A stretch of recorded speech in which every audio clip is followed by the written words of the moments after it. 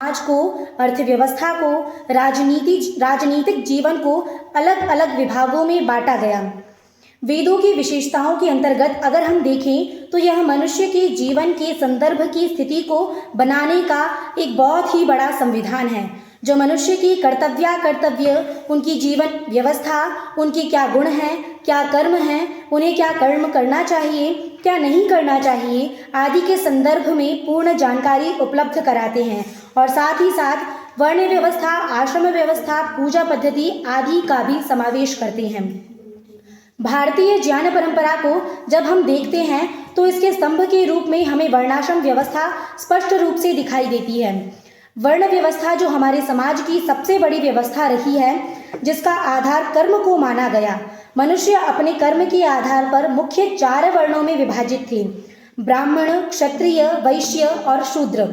इस प्रकार 4 भागों में बांटे वर्णों को ही चातुर्वर्ण्य व्यवस्था कहा गया। वर्ण व्यवस्था एक सामाजिक प्रणाली है जो समाज को उसकी सामाजिक और आर्थिक क्षमताओं और कर्मों के आधार पर विभिन्न स्तरों में विभाजित करती है। जैसे कि हम देखते हैं कि एक गाड़ी जिसमें 4 पहिए होते हैं, वो अपने किसी एक पहिए के खराब होने के बाद चलायमान नहीं होती। उसी तरह भारतीय संस्कृति में अगर वर्ण व्यवस्था के अंतर्गत कोई एक भी वर्ण अपने कार्य से च्युत हो जाए तो वह व्यवस्था स्थायी रूप से चलायमान नहीं हो सकती। वर्ण व्यवस्था पदानुक्रमित प्रणाली प्रारंभिक वैदिक काल के दौरान प्रचलित थी। वर्ण व्यवस्था का सबसे पहला संदर्भ ऋग्वेद के 10वें मंडल में प्राप्त होता है। ब्राह्मणोस्य मुखमासीत् बाहुराजन्यः कृतः ऊरु तदस्य यत् वैश्यः पद्भ्यां शूद्रो अजायत। यह 10वें मंडल का 90 अध्याय 12वां मंत्र है। अर्थात इस मंत्र के प्रकरण प्रसंग में यह बात आती है कि जब परमेश्वर ने इस सृष्टि में अपने शरीर के रूप के अनुसार रचना की तो उनका शरीर किन किन विभाग में बटा था। इस मंत्र के अंतर्गत यह बताया जाता है कि वेदों को धारण करने वाला पुरुष मुख से ब्राह्मण की तरह ज्ञान देने वाला, भुजा से क्षत्रिय की तरह रक्षा करने वाला, मध्य भाग से वैश्य की तरह धनार्जन करने वाला और पैरों से शूद्रों की तरह गतिशील अर्थात सेवात्मक होता है। स्कंद पुराण के अनुसार जन्मना जायते शूद्रः संस्काराद् द्विज उच्यते वेद पाठाद् भवेद् विप्रः ब्रह्म जानाति ब्राह्मणः। यह नागरखंड अध्याय 2 से 239वें अध्याय और 41वां श्लोक है। अर्थात व्यक्ति जन्मतः शूद्र है, संस्कार से वह द्विज बन जाता है, वेदों के पठन पाठन से विप्र हो सकता है, किंतु जो ब्रह्म को जान ले वही ब्राह्मण कहलाने का सच्चा अधिकारी है। कर्मों का आधार क्या इसका उपदेश करते हुए भगवान श्री कृष्ण जी अर्जुन से कहते हैं कि कर्मों का विभाजन मैंने इस प्रकार किया है। चातुर्वर्ण्यम मया सृष्टम गुण कर्म विभागशः। यह 4थे अध्याय का 13वां श्लोक है। और ब्राह्मण क्षत्रिय विषाम शूद्राणाम च परंतप कर्माणि प्रविभक्तानि स्वभाव प्रभवै गुणैः।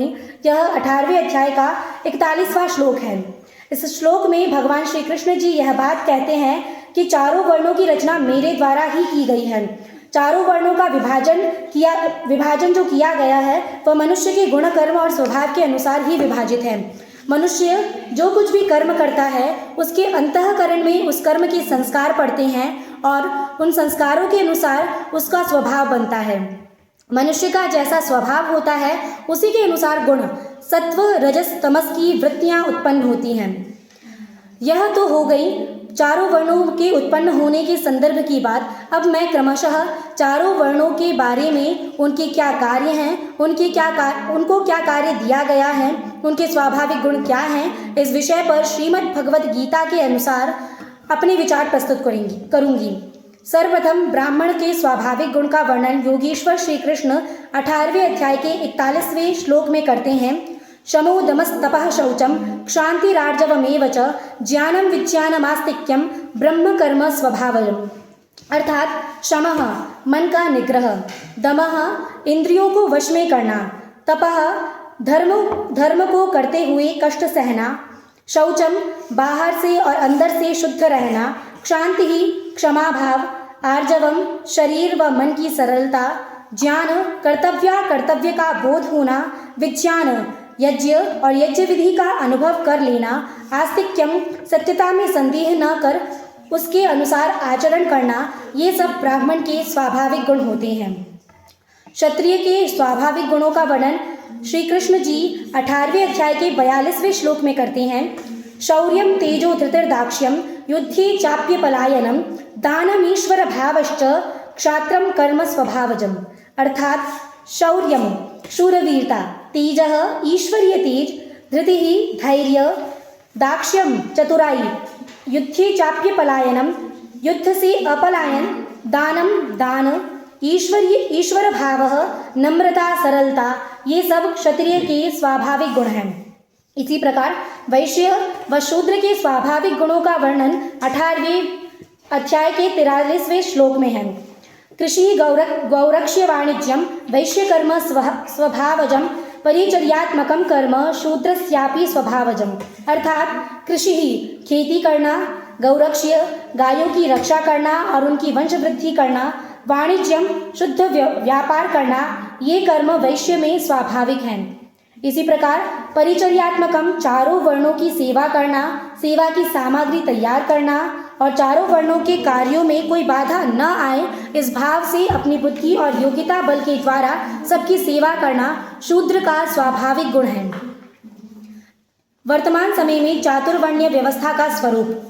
वर्तमान समय में कुछ तथाकथित लोग इस व्यवस्था को गलत मानते हैं। वे मानते हैं कि इसने समाज में ऊंच नीच भेदभाव को बढ़ावा दिया है। वे मानते हैं कि इस व्यवस्था में कुछ लोगों को इतना अछूता माना जाता है कि उनके बर्तन में पानी पीना तो क्या, उन्हें छूना गलत है, पाप है। वहीं कुछ लोग अपने आप को अपनी जाति में सर्वश्रेष्ठ मानते हैं। वस्तुतः वे इसे जन्म के आधार पर मानते हैं, न कि कर्म के आधार पर। इस संदर्भ में महर्षि दयानंद सरस्वती जी कहते हैं कि शूद्र वह व्यक्ति होता है जिसे बार बार अर्थात बहुत बार पढ़ाने पर भी विद्या नहीं आती, न कि वो जिसका जन्म ब्राह्मण परिवार में हुआ वही ब्राह्मण है और जो निम्न परिवार में जन्मा वो शूद्र है। जाति व्यवस्था के विपरीत वर्ण व्यवस्था कठोर नहीं थी, अर्थात वह व्यक्ति को सामाजिक गतिशीलता की अनुमति देती थी।